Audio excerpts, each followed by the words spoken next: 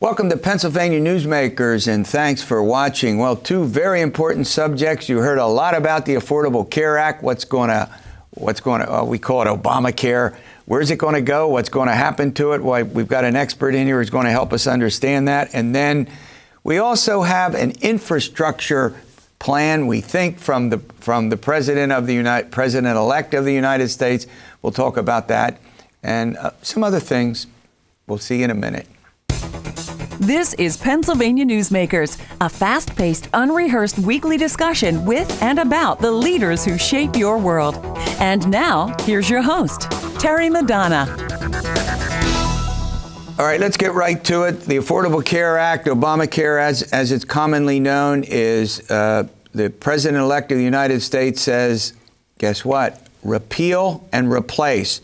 We're not going to get into whether it's going to happen or not, but we're going to talk about why some think it ought to happen, why some don't think it ought to happen, the pros and cons. And joining me is one of the state's leading experts, Rob Gluss. He's with Conrad, Siegel, Actuaries. He's an actuary himself. He's looked at many aspects of this. Thanks for coming on the program. Thanks for having me back. I put a lot of pressure on you, didn't I? All right. Here's what we know. The Affordable Care Act, individual marketplace, you want to buy insurance, oh my God, the rates have skyrocketed. Put it another way, the individual marketplace, that's your words, have fallen short. What's going on? Why are these increases for people in the individual? You want to go out and buy insurance, you're going to pay so much more for it. Yeah, I think to a large degree, unrealistic expectations have caused the problem. I think early on, everyone saw some fairly significant drops and thought, well, this is real. This is the way it's going to be forever. And it really wasn't realistic. I mean, the Affordable Care Act at its core was an access to benefit coverage issue. It wasn't necessarily a cost issue. Right. So now that we're seeing premiums really kind of spike back up, getting probably to, you can argue whether it's a little below, a little above, but it's getting back to where we probably thought the cost would have been anyway. So the real failure in the big picture is a lack of ability to control the overall cost of health care, not necessarily. Yeah. We improved access clearly because we have 20 million people that are covered that weren't covered before. The question was it going to change the overall cost of coverage? And it really hasn't. And the answer is no. But you also say, and you got into that a little bit just in your last sentence or two, it has helped individuals and it also has helped businesses. How has it helped them? Well, I think certainly individuals it's helped, especially your people that had pre-existing conditions, people that were maybe elderly or pre-Medicare people that maybe couldn't afford coverage before because they were going to be individually underwritten. Obviously, the concept of no pre-existing condition exclusions, that was a very popular thing because it made coverage affordable for those people. So again, those people clearly benefited from the Affordable Care Act. Businesses is a little bit debatable. I mean, depending on the demographics of your business, maybe it helped a little bit.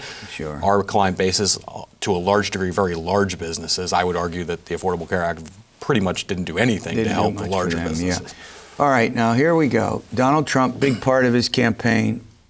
Here's what we heard: repeal and replace. Republicans, in particular, in the Congress.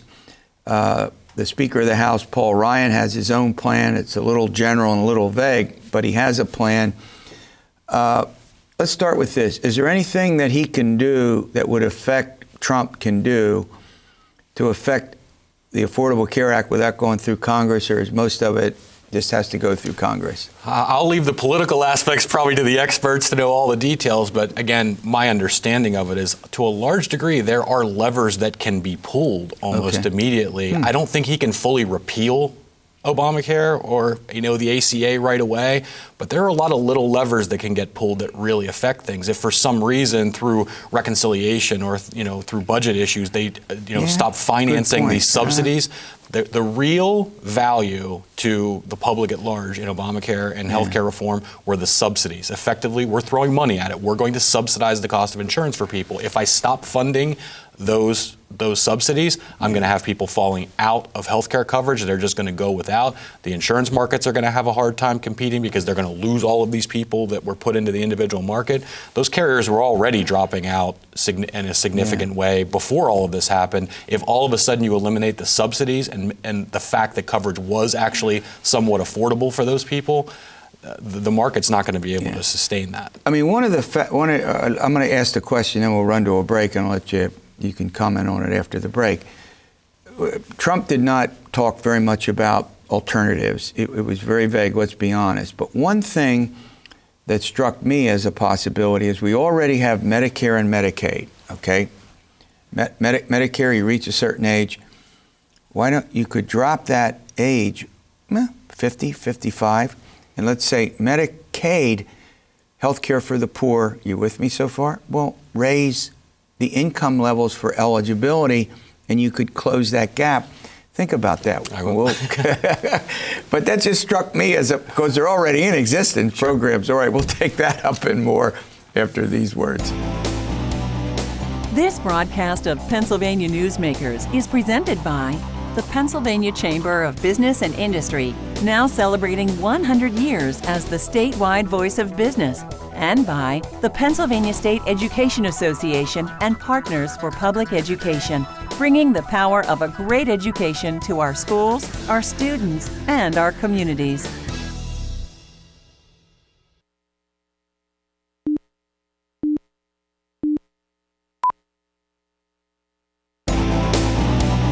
This broadcast of Pennsylvania Newsmakers is brought to you by the Pennsylvania Highway Information Association, the go-to source to learn about transportation projects and issues. Please visit pahighwayinfo.org. And by the Pennsylvania Manufacturers Association. Business in Pennsylvania is our business. Well, Conrad Siegel Actuaries employs this guy, Rob Gless. He's one of the experts that we bring in from time to talk about various subjects. In this case, we're talking about the Affordable Care Act. I just posed this interesting question. He might not think that. Drop Medicare age, change the income differential so that you have higher income levels to qualify for Medicaid, two big federal programs. Why couldn't they just do that and cover, I think they could. And again, I think the reducing the Medicare age and allowing people to buy into Medicare at lower ages was very much a Democrat. It was part of Hillary Clinton's platform. Yeah. It really all comes down to cost. Because if we're going to cover those people, we have to figure out a way to pay for it or make it affordable. And those are generally difficult groups to actually cover. Those are your most expensive people. They have more chronic conditions. They're just naturally older. That bridge from your employee benefits to Medicare is a huge issue that is challenging for whatever insurance market you put together. Well, okay, let's reverse it. If you're in Congress and you're Republican, and let's be candid about this, Republicans and Democrats have very different views. A lot of Bernie Sanders' supporters, and there's a huge chunk of them in the Democratic Party, wanted a single payer. What are the options that are out there, particularly among Republicans, since they control both houses of Congress and the presidency? Well, it's been interesting, frankly. There haven't been a whole lot of ideas that aren't in the Paul Ryan plan. I mean, when you read the Paul Ryan plan, it does give you a sense of what people want to look at. But there's very little detail about how they're going to do it. It was really replacing the Obamacare subsidy aspects of the plan with giving people tax credits, tax subsidies to purchase health insurance, but nobody knows how much those tax subsidies are going to be, how effective they would be. So that's basically, not to interrupt you, that's basically a marketplace solution to it, right? You get a tax subsidy, and then you pick where you're going to get your health care. Do I got that about right? That's right. I mean, that the whole underlying aspect of the Paul Ryan plan has to do with the markets taking care of it, giving people more choice, more options, more opportunity, not making it kind of standardized across all platforms. I do think there's an aspect of their plan, which is they talk about a lot, offering coverage across state lines that really doesn't make a lot of sense. I think people think that that's going to enhance competition among markets. The problem is healthcare doesn't work that way. Healthcare is about insurance carriers being able to negotiate with providers, to have leverage, to actually create insurance networks of providers that they can have access to. And to a large degree, people can do that now. They don't, because they don't have the leverage in the provider base. Before I let you go, is cost the biggest challenge faced by President-elect Trump when he tries to deal with whatever changes you want to make to the Affordable Care Act, whether it's a complete repeal, a partial repeal, and then a replacement? Without question. I mean, I think everyone has the same goal. They have a three-pronged goal. I want access to insurance coverage, almost universal coverage, higher quality, and lower cost. Yeah. I'd argue that we tried to do with healthcare reform was solely focused on access, the beginnings of quality to try to improve some of the quality of care, but it really did not deal with the concept of cost. And really, from an economic standpoint, from businesses trying to afford healthcare coverage for their for their employees, it really does all come down to cost, and we have to figure out a way to address that challenge. Oh, this has been a great update. I think we've all learned a lot, and big changes. You give us a call, you come back in, you can help us all understand this. All right, talking about another big goal. Donald Trump wants infrastructure, wants the huge infrastructure program. Pennsylvania has undertaken one. You notice you can't drive 2 feet without running into a sign about road and bridge under construction. It's all very important for health and safety. Talk about health, safety, and also about another issue, which is helping the economy grow. At any rate, we'll take that up with Bob Latham after these words. This broadcast of Pennsylvania Newsmakers is brought to you by the Pennsylvania Credit Union Association. Pennsylvania Credit Unions, where people are worth more than money.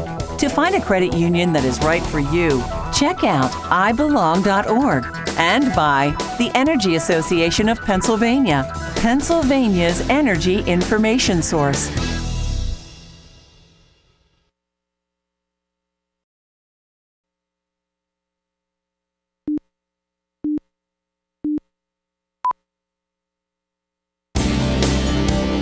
This broadcast of Pennsylvania Newsmakers is presented by the Hospital and Health System Association of Pennsylvania, working towards a healthy Pennsylvania, and by the Pennsylvania Coal Alliance, representing companies involved in America's most affordable, reliable energy source. To learn more, visit pacoalalliance.com.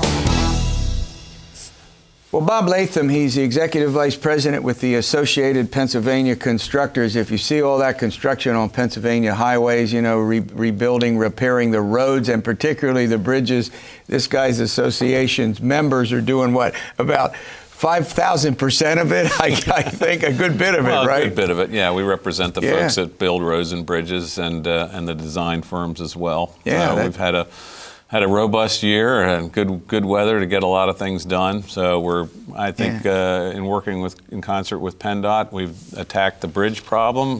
When we've been talking about this for a number of years, we have a lot of bridges in the state, a lot of bridges that are old and need to be repaired, and we're working through those systematically. We know.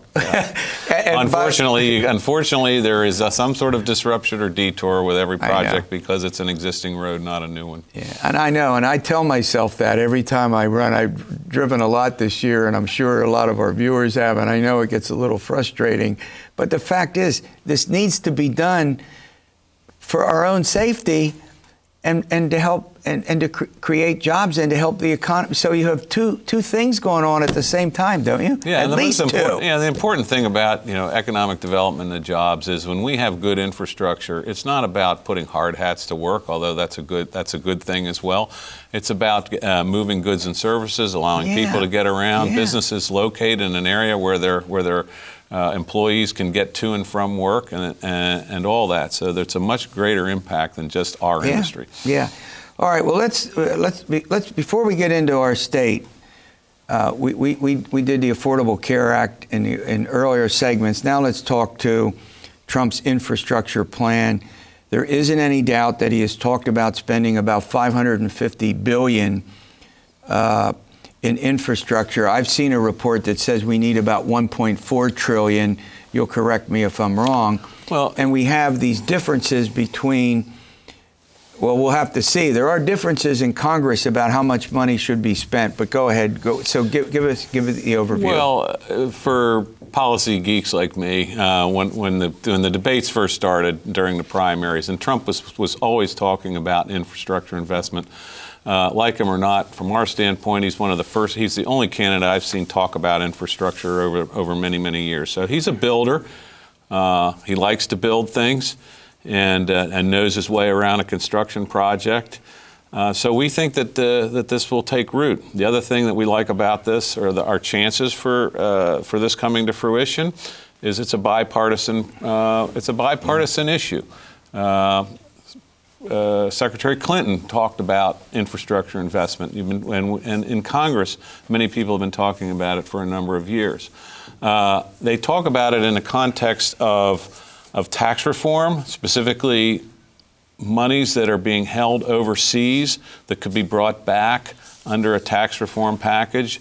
Between Congress, a Republican Congress, and a Democrat president, Obama, I don't think that they were ever able to get that together. Yeah. I think that tax reform is a real possibility now, and you could see that as a funding mechanism. Now, a word of caution with that, from our standpoint, is we think what we really would like to see the president or the new administration and Congress put in is a long-term, sustainable, a funding source like we put in Pennsylvania when we did the transportation bill in 2013. Goes off into the future. We don't need another one-off so that in 5 years the thing goes away. Well, his program, he does have a 10-year proposal, as I understand it, 10 years out there. Go ahead. Right. I mean, what we keep seeing, 10 years is obviously better than a shorter period of time, but it takes 5 years or so to plan a project, to get it through the permitting process. One of the things that they could do, we're looking at a lot of possibilities of regulatory reform. So looking at some of the streamlining of the environmental process, not doing away with it, but simply streamlining and getting some of the red tape and moving projects more rapidly. So there are two things. We think there's a possibility to get a funding bill through, and some of the regulatory reform could help speed those projects up. Now, and by the way, just as an historic note, a guy named Dwight Eisenhower, who was a Republican, was the guy who first, the biggest expansion of an interstate highway system took place under his absolutely. And again, what we say, it was a bipartisan effort. Yeah. Senator Al Gore Sr. Worked hand in hand with President Eisenhower in order to move that bill through Congress. So, all things being even, given what's going on in Congress, and we don't know much, the new administration, we're still getting, they're still going through the cabinet and all this election. Right. Are you optimistic that something will get done? I mean, you've lived through a whole series of these over the course of your tenure, proposals and the like. Yes, and again, I go back to I've never seen a presidential candidate lay this out while in his candidacy. Everywhere he went, every speech you saw him make, every debate he talked about this. Sometimes being criticized for it by the more conservative side of the Republican Party. So I think he'll make good on it. Again, he's going to need some wins. I mean, obviously, there's already some blowback on some of his choices, some other things he's doing. He's going to need a win, and this can be a win. This is an economic development piece. It's a safety. It's a quality of life. And again, we're seeing Minority Leader Pelosi say this is something we want to work with the administration on. So yes, we're very optimistic. All right, we're going to run to a break. When we come back, I want to talk a little bit about Pennsylvania, get into, you'll do your usual update, I hope, on how the projects are going in our state, and also the money that's supposed to be earmarked for infrastructure. We'll get to that, and we'll do that after we come back from this commercial break. This broadcast of Pennsylvania Newsmakers is brought to you by the Pennsylvania Medical Society. Inspired physicians committed to the good health of Pennsylvanians and the advancement of the practice of medicine. And by the Pennsylvania Healthcare Association, advancing quality, improving lives.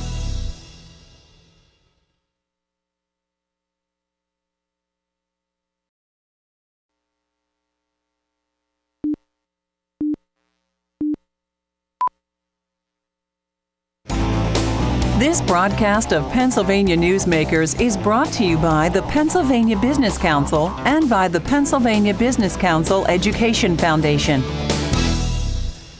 I'm here with Bob Latham with the Associated Pennsylvania Constructors. We're talking about roads, bridges, all sorts of things. And before we get on, this is not just about roads and bridges. We've been focusing. Go ahead. What's it? When you talk about the national infrastructure project that the president-elect's talking about, he really focuses on airports. And then we also have to remember that the Highway Trust Fund at the national level also funds our public transit system. So we always look at it from our coalition, the people we work with here in Pennsylvania, as a system, not just roads, not just transit individually, but it all has to fit together. That is a great point. And non-transportation infrastructure, our water, our wastewater, very important to the environmental aspects and quality of life. We have two things I want to get to quickly. Yeah. How are the projects going in Pennsylvania? You happy with what's going on so far? We have a lot of work going on. Again, back to the 2013 legislation that was passed, we're about a third more than we would have been if we hadn't passed that. So yes, it's going very well.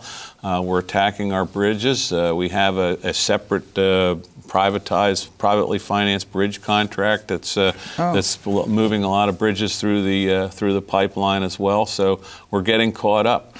We have a lot to do. Unfortunately, with the pension situation we have in the Commonwealth and the budget and the general fund budget deficit, which is starting to get some attention, there's been some siphoning off of money. I want to go there. And what the legislature did this year was they put language in that said, okay, we're not going to raise it anymore. We put a cap on that amount of money that's going to come from the highway fund to the general fund, to pay for the state police, and then over a long period of time walk it back. We want to be diligent to make sure that we hold that cap at least, and maybe even accelerate that. Let me stop you there, just so people understand. There's money that has been appropriated. Basically, what we have, what we call the motor license fund, which is the highway fund. That's PennDOT's capital program, and what happened since the transportation funding bill, or what we call the gas tax bill, about $175 million a year over the last 3 years more has been taken out of there and over to the general fund. So that's about $500 million over that period of time. So we could have moved a lot of projects if we had that money available. So, but the good news is that the legislature and the governor recognize that kind of enough is enough, and we're going to stop that and kind of slowly walk it back. Right. So, they realize that the money is supposed to go into roads and bridges. That's what the folks wanted. That's what the legislature. Go ahead. Right, and we've done some public research. We find that most people think that if I'm going to pay a gas tax, I'd like to see road improvements and not just send the money over into the general fund. We do need to find a way to fund our state police. There's no doubt about it. It's not but either it can't or, be a rob Peter to pay Paul issue. And it's not an either or. Right. Well, okay, you get your assignment. You got to keep us updated. Okay. Your assignment is you come back and keep us updated on all these important changes, and particularly what's going on in Washington, how it affects our state. All right, we'll see you next week for another edition of Pennsylvania Newsmakers, and as always, stay well.